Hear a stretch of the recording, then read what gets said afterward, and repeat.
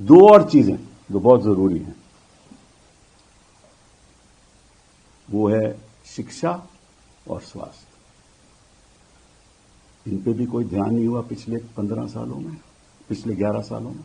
2014 के बाद कोई नई नीति नहीं लाई गई जो जमीन पे इंप्लीमेंट हो, कुछ नहीं। ये चार चीजें हर एक इंसान को के लिए बहुत जरूरी है।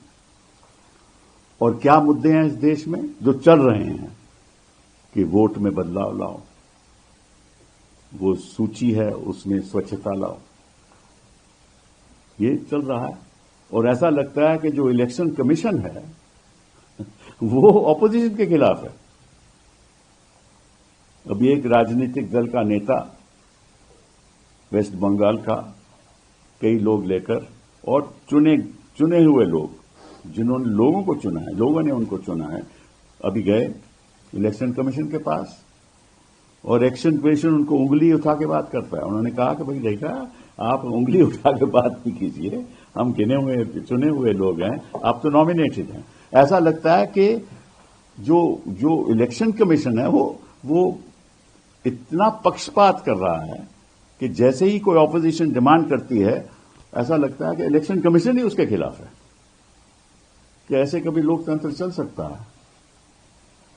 मुझे याद है, मैं इतिहास के ज्यादा पीछे जाना नहीं चाहता, लेकिन हिंदुस्तान की स्थिति आज की बताना चाहता हूं कि जब हमें स्वतंत्रता मिली तो पहला काम पंडित नेहरू ने किया कि जमींदारी खत्म कर दी, जमींदार को खत्म कर दिया। और जो जोतते थे फसल को, उन्हीं को हक दे दिए, उनको जमीन मिल गई।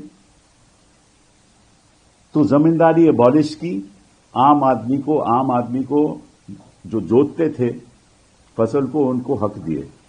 इन्होंने उद्योगपति को जमींदार बना दिया। आज के दिन कौन बड़े जमींदार हैं? उद्योगपति। हर चीज तो उनको मिल रही है। तो देखो कितना बदलाव आया है हमारे देश में, कितना बदलाव आया है कि आम आदमी के बजाय बड़े बड़े लोगों को सब कुछ मिल रहा है।